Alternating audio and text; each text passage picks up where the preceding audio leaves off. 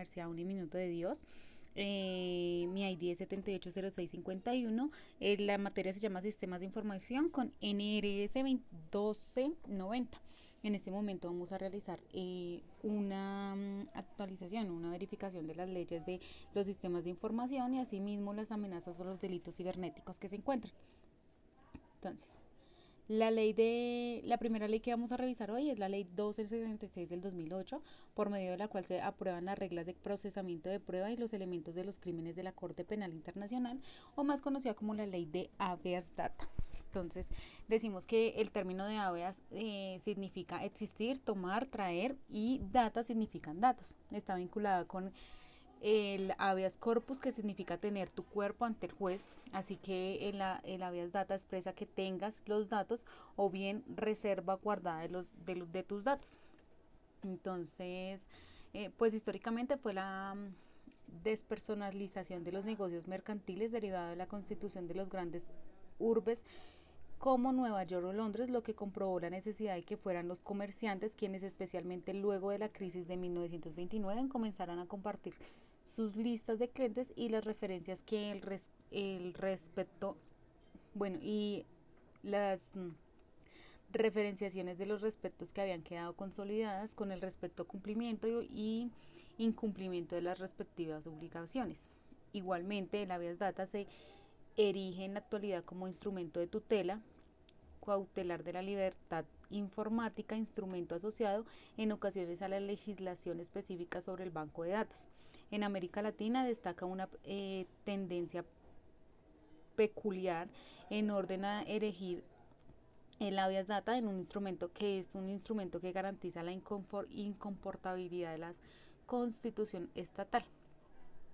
Entonces, el habeas data es un mecanismo constitucional del cual toda persona puede hacer uso con el fin de proteger la seguridad y veracidad de los datos e información personal aportados en entidades financieras y de telecomunicaciones, entre otras, que por su naturaleza recopilan datos de sus clientes y usuarios, es decir, que habeas data supone una garantía sobre la manipulación adecuada de la información.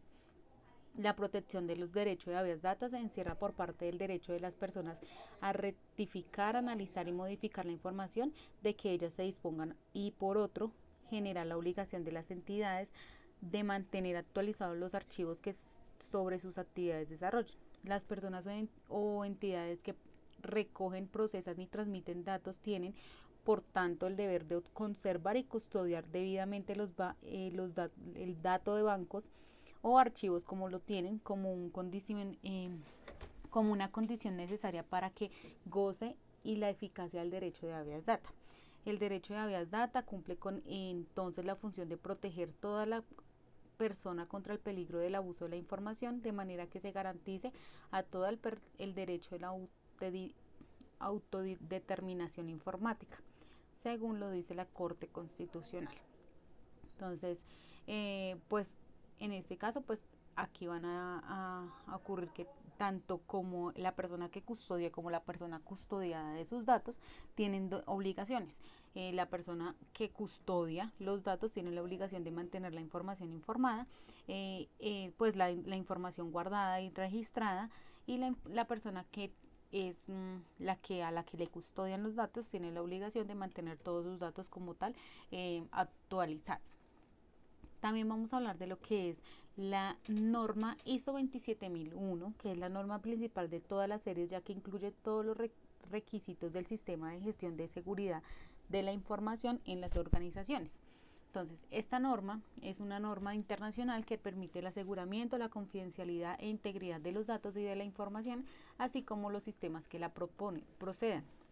El estándar ISO, este como tal es un estándar de ISO, por eso se llama estándar de ISO 27001, que se creó, se implementó en el 2013 como para los sistemas de gestión de seguridad de la información, que permite a las organizaciones la evaluación del riesgo y las aplicaciones de los controles necesarios para mitigarlos o eliminarlos. La aplicación de este estándar significa una diferenciación respecto al resto que mejora la competitividad y la imagen de una organización. Entonces esto nos ayuda a tener pues como tal unas buenas prácticas y controles establecidos. Esta norma o este estándar tiene una estructura como tal, que primero es pues los objetivos y campos de aplicación, que en ella nos da la norma, pues precisamente nos aporta una orientación sobre el uso, finalidad y cómo la aplicación del estándar, cómo será la aplicación del estándar según la empresa. Referenciación normativas, entonces pues obviamente son todas las ISO 27000 y pues en este caso sería la ISO 27001, que es la que pues nos dicta toda la información. Términos y definiciones, describe la terminología aplicable al estándar, contexto de la organización.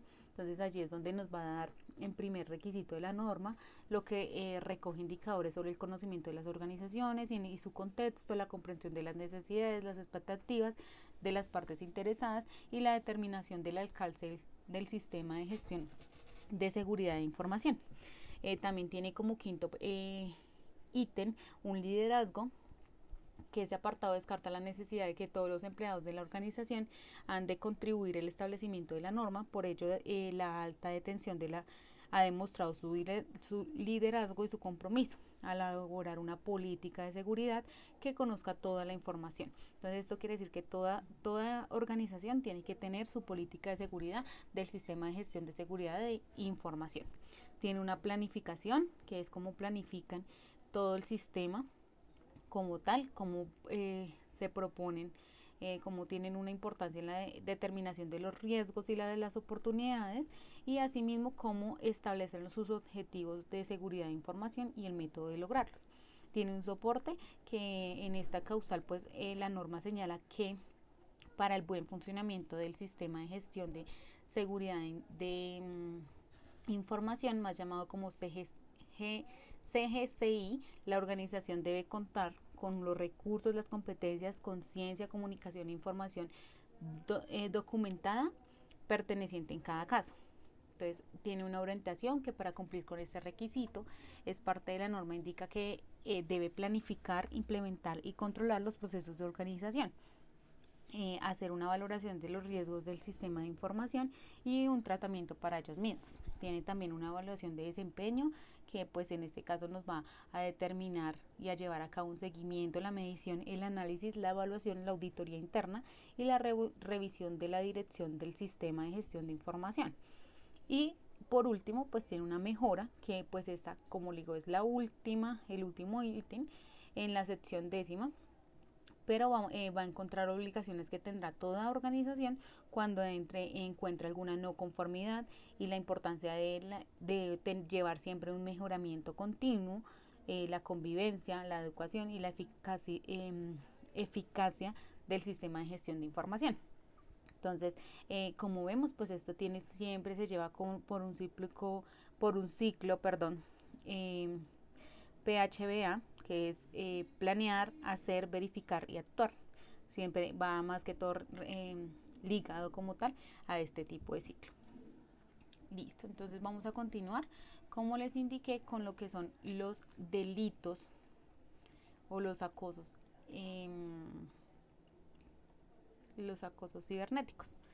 Entonces, amenazas de los delitos cibernéticos. Los delitos cibernéticos son todos aquellos actos o hechos que están tipificados como delitos, se desarrollan en internet o requieren el uso de medios informáticos para realizarlos. Una parte importante de ellos pues son también los delitos de la vida real, también pueden ser delitos cibernéticos como lo es un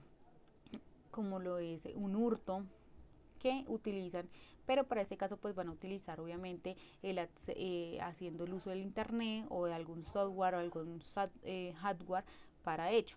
Entonces pues normalmente siempre se ha tenido este riesgo en el momento de utilizar el internet. Bueno, existen en la actualidad la delincuencia cibernética a cada lugar en la industria floreciente que genera miles y miles de pérdidas efectivamente, porque pues es mucho más fácil adquirir y conocer ciertos mecanismos o ciertas formas de llegar a cierta información para asimismo llegar a tener pues un delito.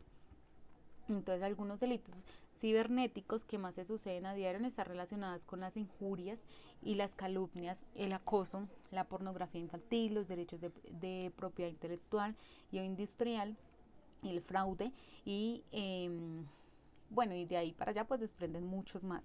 pero pues principalmente siempre hay tres. Las técnicas o los mecanismos más utilizados para ello son siempre pues tres, que es el hacker o el acceso limitado de manera remota al operador de un usuario, el phishing, que se trata del envío de correos electrónicos fraudulentos aparentemente enviados por empresas y o contactos de confianza que intentan engañar al destinatario con el fin de que estos revelen sus datos personales, bancarios, credenciales, accesos, bueno, etcétera. El malware, que esto es un software o programas informáticos que instalan en el operador o el dispositivo de la víctima sin su conocimiento, espían sus acciones, permiten así obtener datos e información como como las citadas pues antes, datos bancarios, datos, bueno, diferentes tipos de datos. Bueno, normalmente, como ya lo habíamos dicho, estos tipos de delitos cibernéticos obviamente son los delitos que suelen ser habitualmente, se hacen pues muy a menudo.